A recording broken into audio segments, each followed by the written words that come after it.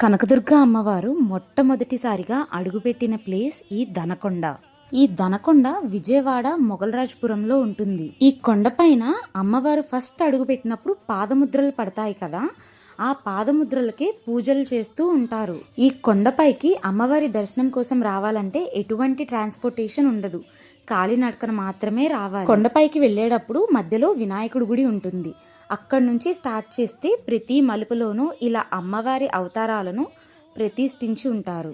ఈ గుడి గురించి చాలా స్టోరీసే ఉన్నాయి. ఈ దనకొండ అమ్మవారి పుట్టినిల్లని, ఇంద్రకీలాద్రేమో అమ్మవారికి అత్తగారిల్లు. ఇక్కడ అమ్మవారికి కావాల్సిన సౌకర్యాలు ఇవ్వని ఇంద్రకీలాద్రిలో అమ్మవారు ఉంటారని ఇలా చాలా ఉన్నాయి. ఎన్ని స్టోరీస్ అయినా ఉండొచ్చు, కానీ ఇక్కడ అమ్మవారు మాత్రం చాలా మహిమగల అమ్మవారు. కొండపైన అప్పుడప్పుడు అమ్మవారి గజ్జల సౌండ్ వినిపిస్తుందని కూడా ఇక్కడ వాళ్ళు చెప్తున్నారు. ఈ వీడియో మీకు నచ్చినట్టయితే ప్లీజ్ డూ సబ్స్క్రైబ్.